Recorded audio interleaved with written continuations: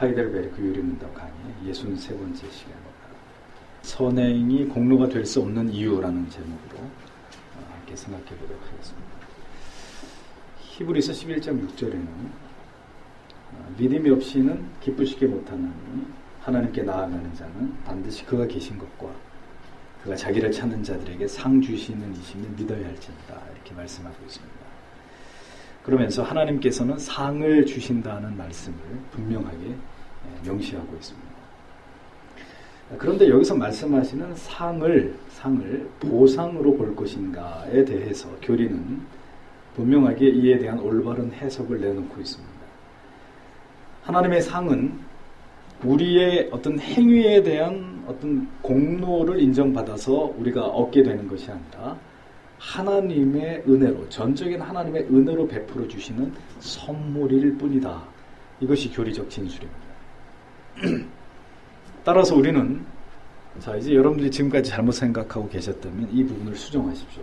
우리는 하나님께 그 어떤 보상을 바라거나 기대해서는 안 된다는 거죠. 그렇게 할 수 없는 존재들이라는 겁니다.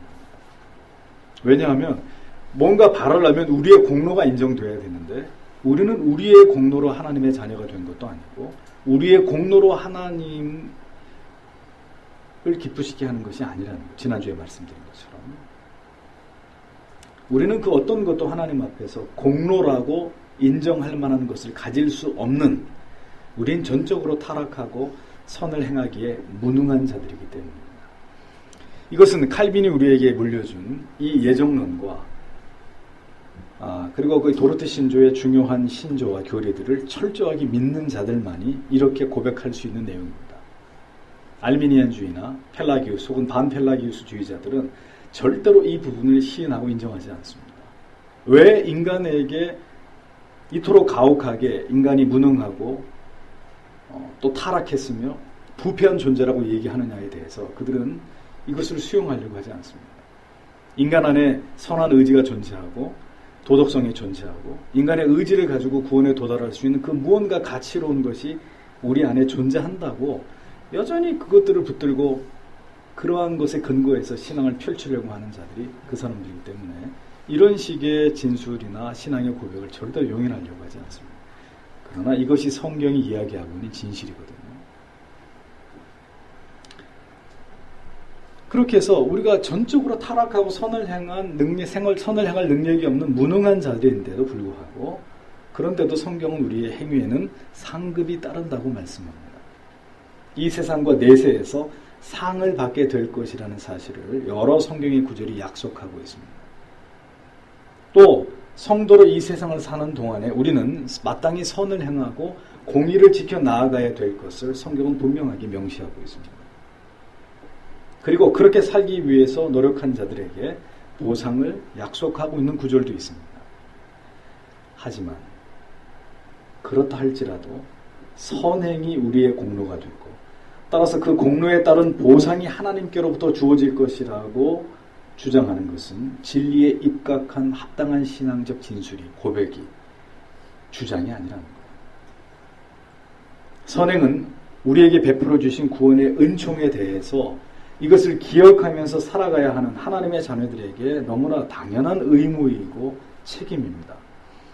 주님께서는 이러한 선행을 행함으로 하나님께 순종해야 될 성도의 의무가 있다는 것을 바로 누가복음 17장 7절에서 10절의 말씀을 통해 설명하셨습니다. 오늘 읽은 9절 10절의 내용을 보면 명한대로 하였다고 종에게 살해하겠느냐. 이와 같이 너희도 명령받은 것을 다 행한 후에 이르기를 우리는 무익한 종이라 우리의 하여야 할 일을 마땅히 한 것일 뿐입니다. 할지니라 라고 말씀하셨습니다. 선행을 행하라고 말씀하고 있고 그것에 합당한 상이 있다고 말씀하셨지만 그 선행에 대해서 너희가 나에게 보상을 기대할 수 있을 것이라고는 말씀하지 않았습니다. 선행은 하나님께서 우리에게 주신 마땅한 의무이고 그 의무를 행한 것에 대해서 보상을 바랄 수 있는 일이 아니라는 것을 주께서는 분명히 우리에게 교훈하신 것이죠. 우리는 단지 무익한 종이라고 우리가 마땅히 해야 할 일을 한 것뿐이라고 그렇게 스스로 여기라는 것이죠. 이것이 은혜를 입은 양자된 자들의 태도이고 자세이어야 한다고 주님께서는 말씀하는 것입니다. 또한 이 선행의 의지의 주체도 전적으로 타락하고 부패한 인간 안에서 자연적으로 발생할 수는 없는 일입니다. 선한 행위를 할 수 있는 마음과 의지를, 어떤 동기를 하나님께서 우리 안에 은혜를 주입하심으로 그러한 욕구나 의지나 결단의 능력을 불어넣어 주셨기 때문에 인간이 선을 행할 수 있는 것이라는 거죠. 선행의 동기조차도 하나님의 은혜와 하나님의 구속의 은총에 대한 선명한 이해에 근거해야 그것이 진정한 선행으로 이어지게 되는 것이라는 것을 분명하게 이해하셔야 됩니다. 하나님이 주시는 은혜, 하나님에 대한 지식, 하나님의 말씀에 대한 깨달음 없어도 선행을 할 수 있습니까? 없습니까? 얼마든지 있습니다. 얼마든지 착하게 살 수 있고 착한 척 할 수 있고 자기 안에 박애적인 사랑을 가지고 어려운 사람 도와주는 거 얼마든지 예수 믿지 않아도 가능한 일입니다. 그것은 하나님하고 나하고 상관이 없는 일이죠. 그 선행의 동기 자체도 하나님에게서, 말씀에게서, 구속의 은혜의 감격에서 비롯되어지고 그것에서부터 샘솟는 선을 향한 열심이 되어야 되는 거죠. 하나님과 단락된 인간의 모든 의로움, 의라고 주장하는 의로움, 선이라고 주장하는 선행, 도덕적 가치, 하나님 앞에서는 다 소용없는 것이라는 거죠. 하나님께서 무엇인가 부족함이 있어서 우리에게 선행을 요구하시겠습니까? 하나님이 가지고 계신 선으로는 세상을 다스리고 하나님의 선을 드러나기가 불충분해서 우리에게 선을 행하라고 말씀하시는 것이겠습니까? 절대로 그렇지 않다는 거죠. 우리가 아무리 많이 선행을 한다 하더라도 하나님께 유익이 되는 것은 조금도 없는 거예요. 그렇기 때문에 내 자신이 경건하며 무엇인가 하나님을 기쁘시게 할 선행을 많이 쌓았고 교회에서도 누구 못지않게 나는 봉사를 열심히 했고 어떤 성도보다도 가장 열심히 나는 새벽 예배부터 해서 수요 예배, 금요 예배 모든 예배에 나는 열심히 참석했기 때문에 나는 하나님 앞에 복을 받을 자격이 있다라고 믿는 것은 또한 교회로부터 직분을 받을 자격이 있다고 생각하는 것은 전혀 회심과 중생함을 경험한 그런 신앙을 가진 사람의 신앙이라고 볼 수 없는 거죠. 그건 하나님의 말씀을 통한 은혜의 근처도 와보지 않은 사람들의 마음에서 일어나는 교만이죠. 신앙이 무엇인지를 절대적으로 이해하지 못하고 있는 어리석은 모습일 뿐인 것입니다. 우리는 다시 말씀드립니다. 그 어떤 보상도 하나님께 기대할 수 없는 존재들입니다. 그럼에도 불구하고 참 제 자신도 목회자이면서 이런 얘기를 여기서 하는 게 참 부끄럽습니다만 시대가 그렇기 때문에 할 수 없이 말씀드립니다. 오늘날 얼마나 많은 목회자들이 이 보상과 공로의 논리를 가지고 현세 기복주의적인 신자들의 양산에 내고 있는지 모릅니다. 이렇게 바치고 이렇게 하고 이렇게 목사 말대로 하면 하나님이 당신에게 자녀들에게 복을 주신다. 이 논리를 가지고 얼마나 많은 성도들의 호주머니를 털고 그들의 헌신을 강요하고 그 공로를 인정해주고 사람을 치하해주고 사람을 높여주면 더 많은 충성과 봉사와 노골적으로 말씀드려서 더 많은 헌금을 끌어모을 수 있다는 것을 타락한 목회자들이 너무 잘 알고 있기 때문에 그런 방식을 가지고 성도들을 미혹하고 있는 일들이 오늘날 많은 교회에서 일어나고 있습니다. 성경에 1000번째 헌금이 나옵니까? 솔로몬이 1000번 제사를 드렸다고 했습니까? 1000마리의 양을 잡아서 제사를 드렸다고 했지. 1000번째로 모자라 2000번째, 3000번째, 5000번째 드리면 뭐 금으로 뭐 만들어가지고 뭘 상패 같은 거 주고 그걸 또 집에 가보로 이렇게 모셔두는 우상숭배들을 자행하고 있단 말이죠. 어디서요? 카톨릭에서 그러는 게 아니라 개신교 안에서, 또 장로교 안에서. 1000번째는 그냥 나와서 예배만 드리는 게 아니죠. 1000번 봉투를 드려야 돼요. 봉투를. 이런 일들이 바로 진리가 없고 신학이 없는 교회에서 행해지는 작대들입니다. 잊지 마십시오. 사람을 높이면 그 교회는 반드시 망하게 되어 있습니다. 하나님만 높여야지. 하나님의 말씀의 권위만을 높여야지. 사람의 행위와 공로를 나타내고 공치사하고 아무개가 열심히 이렇게 헌신을 열심히 헌금해 열심히 당신이 기도해 주기 때문에 우리 교회가 이런 식으로 사람을 자꾸 높이고 공치사하기 급급한 교회는 하나님의 영이 떠난 교회입니다. 더 심각한 말씀을 드릴까요? 그런 교회를 다니는 것만으로 그 죄에 동참하고 있는 것입니다. 교리는 설명합니다. 주께서 우리에게 상을 주시는 것은 우리의 행위를 공로로 보상에 합당한 가치로 여기기 때문이 아니라는 거예요. 이 땅에서 믿음을 지키면서 선한 싸움을 싸우고 올바른 신앙의 길을 가기 위해서 수고한 삶을 산 것에 대해서 하나님이 아비가 그 자식을 불쌍히 여긴 것처럼 이에 대해서 은혜를 베풀어 주시는 선물로 그래 수고했다. 그것일 뿐이라는 거예요. 자식이 아무리 부족하고 연약하고 많은 결핍이 있더라도 그 자식을 향한 마음에는 변함이 없듯이 하나님의 마음도 그러하신 것입니다. 예를 들어서 설명해 볼게요. 자녀가 열심히 시험 기간에 공부 열심히 하고 평상시에도 공부 열심히 해서 학교에서 1등을 했습니다. 자, 1등을 한 성적표를 가지고 와서 당당하게 그 부모에게 돈 내놔. 1등 했으니까 돈 내놔. 내 마음대로 돈 나가서 옷을 사 입든 뭐 게임을 하든 뭘 할 테니까 1등한 성적표 딱 보여주면서 돈 내놓으시오. 보상을 요구할 수 있습니까? 도무지 말이 되지는 않는 일들이 집안에서 일어난단 말이에요. 당연히 공부를 열심히 해야 되는 것이고 잘하란 말이 아니에요. 열심히 최선을 다해야 되는 것이고 그렇게 해서 1등이 됐든 꼴등이 됐든 그건 중요한 게 아니에요. 그런데 1등을 하면 집에 와서 왕처럼 군림을 하고 다 엄마 아빠도 다 내 밑에서 절하고 내가 해다는 대로 다 해줘야 돼. 그럼 꼴등을 하면 집에서 노예 취급을 받는 것이 가정입니까? 하나님의 나라도 마찬가지란 말이에요. 그 무엇도 공로가 될 수 없고 상급의 이유가 될 수 없다는 것을 기억하시고 천국은 보상을 받고 상을 수여받는 것이 아니에요. 또 못했다 그래서 학대를 받고 차별을 받는 것도 아니에요. 그분의 그 은혜로우신 우리를 위해 예비하신 그 모든 것들을 아무런 대가 없이 누리는 것입니다. 그 선하심을, 그 인자하심을, 그 무한하신 능력을 찬양하면서 그 하나님을 높여드리는 것이 천국에서의 삶인 것이죠. 그 어떤 선행도 천국에서 보상을 기대할 수 있을 만큼 선하지 않은 것이고 그 어떤 의도, 그 의로움으로 우리가 의롭다 인정받을 수 없는 의라는 사실을 여러분 골수에 이게 사무쳐 있어야 됩니다. 우리는 다만 우리에게 베풀어 주신 그 구속의 은혜에 대해서 이 땅에서 장차 천국에서 영원토록 하나님을 찬양하면서 경배할 뿐인 거예요. 이 땅과 저 하늘에서. 그게 전부예요.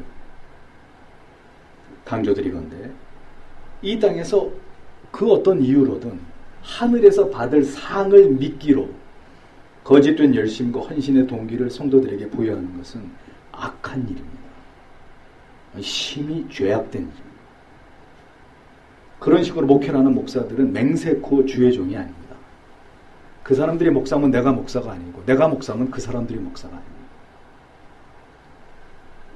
언제나 우리의 모든 수고와 충성과 헌신은 교회와 지체들을 위한 섬김은 우리가 받은 은혜 앞에서 지극히 당연한 것이고 마땅한 것이라고 생각합니다.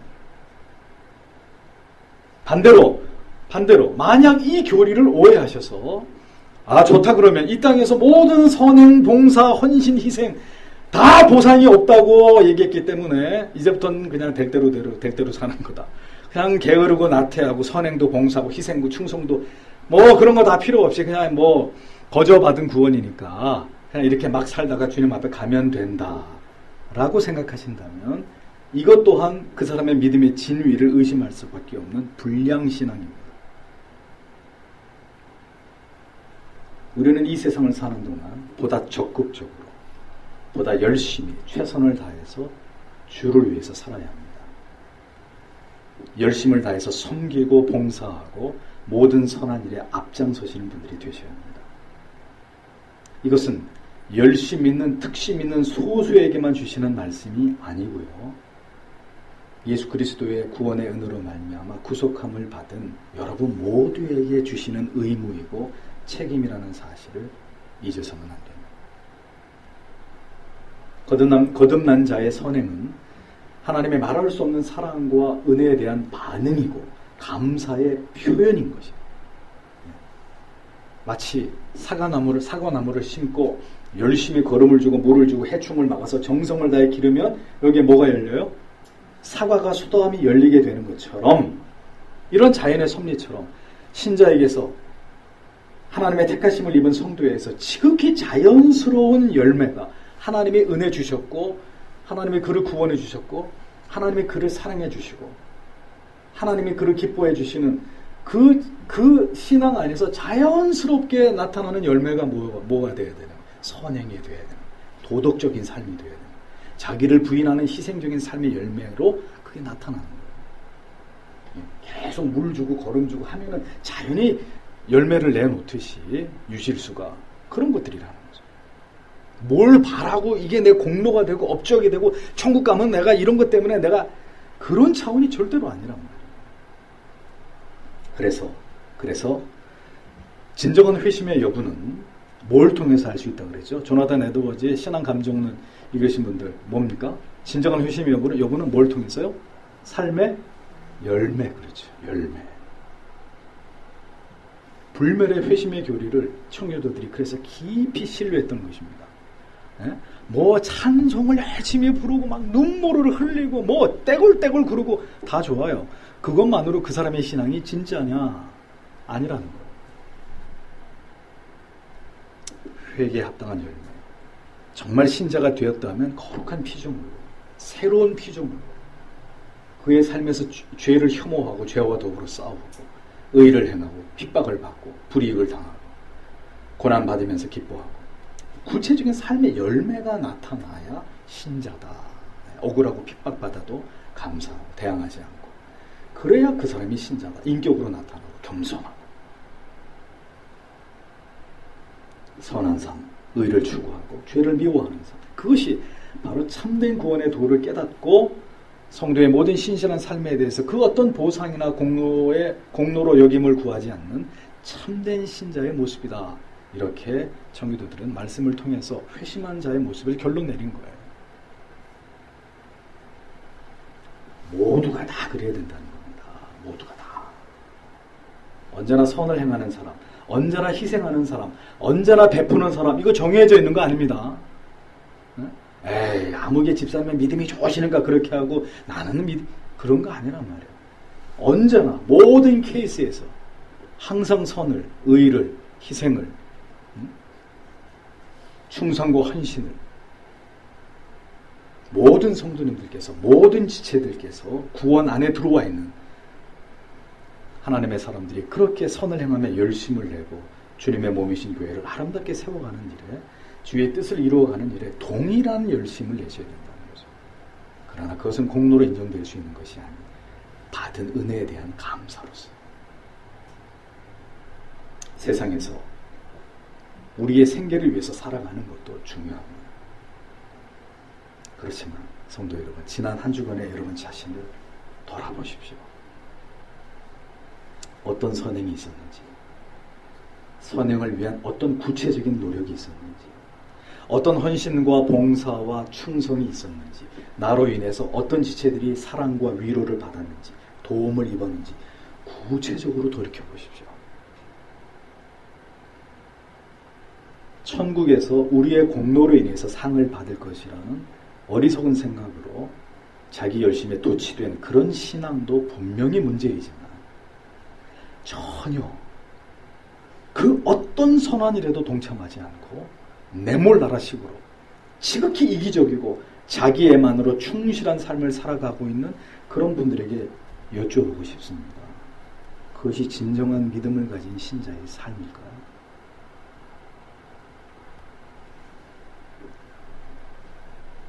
모든 것은 오직 은혜로 말미암는 것입니다. 이 말은 그 은혜가 무엇인지를 뼛속 깊이 경험해야 되는 것을 전제로 하는 거예요.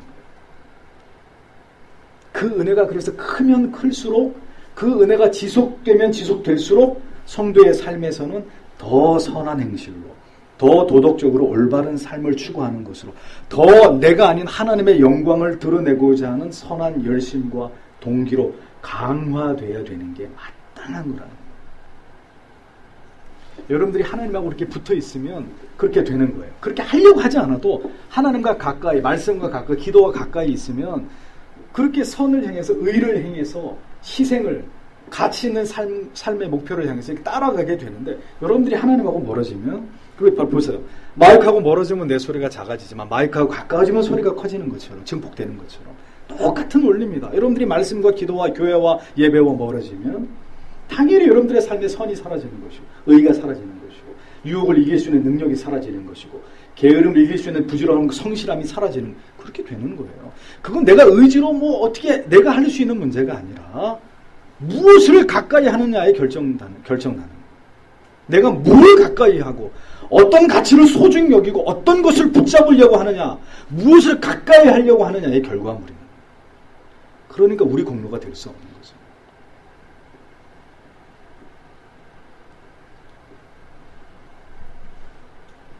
상급조차도 공로가 아닌 은혜다, 선물이다.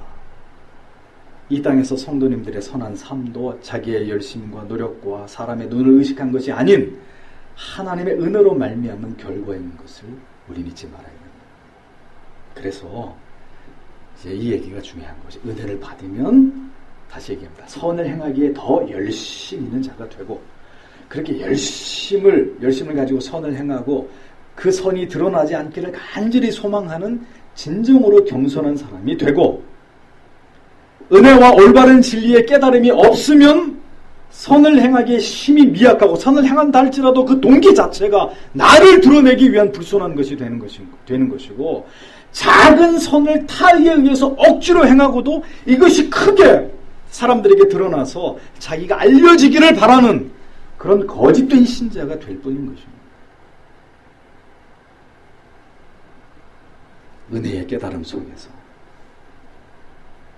또 얘기합니다.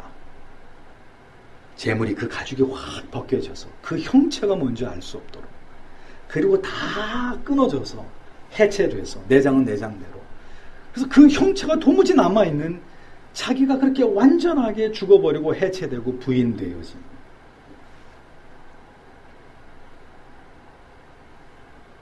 그것을 가능케 하는 그 은혜의 깨달음 속에서 마땅히 그 은혜가 살아가기를 원하는 신자의 삶을 살아가는 일에 최선을 다하는 신자, 성경이 우리에게 말씀하고 있는 신앙의 모습이다. 다시 얘기합니다. 그래서 이 성경을 딱 덮어놓고, 성경에 대해서 모르고도 나는 열심히 살 거야, 도덕적으로 바르게 살 거야, 다른 사람 해끼치지 않고 살 거야, 의롭게 살 거야, 그러면 차라리 목탁 두들기면서 그렇게 하는 게 나아요. 그렇게 살아야지. 그게 훨씬 빠른 거예요. 안 된단 말이에요. 그게 죄인들한테는 그게 안 된다. 그럼 답은 뭐예요? 그 은혜의 싹의 안에 쌓여 있는 거예요. 그 속에 들어가 있으면 되는 거예요.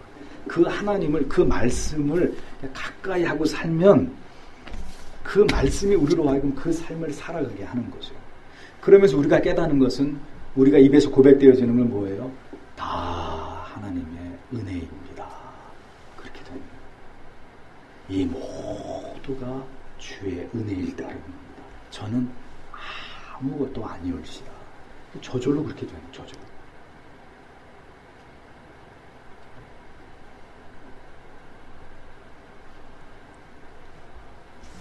세월이 지나갈수록, 신앙의 연륜이 되어 가실수록 한 가지 또렷해지는 진리가 있습니다. 저 같은 경우에는 그게 뭐냐? 다시 얘기하면 모든 것이 전적인 하나님의 은혜입니다. 솔라 그라티아. 이 말씀의 의미를 여러분 모두 깨닫게 되시고, 그 깨달음이 더 깊어지시는 여러분들이 되시기를 축복합니다. 기도하겠습니다.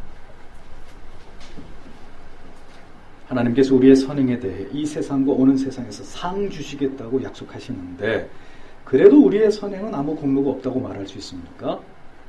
하나님의 상은 공로로 얻는 것이 아니고 은혜로 주시는 선물일 뿐입니다. 이 말씀을 정확히 이해하시고, 주님, 그렇습니다. 나라고 하는 존재, 이 머리끝부터 발끝까지 죄로 가득 차고 나를 알아주지 않으면 도무지 견디지 못해하는 이 교만 덩어리인 나, 주님 더 잘게 부수어 주시고 더 깨뜨려 주시고 오직 나를 통해 그리스도만이 존귀케 되고 하나님의 뜻이 나타나는 일에만 내 남은 여생이 하나님 앞에 쓰임받기를 원합니다. 그렇게 살다 주님 앞에 가면 선물로 그 공로가 아닌 선물로 잘했다 충성된 나의 아들 딸들아, 이젠 내가 너희를 위해 예비한 이 모든 것들을 누리거라. 선물로 주시는 그 은혜를 우리 마음껏 누리게 될 것입니다. 그것을 소망하시면서 주님 철저하게 우리 자신의 의에 사로잡히지 않도록 주님 우리에게 은혜를 베풀어 주옵소서. 함께 기도하겠습니다.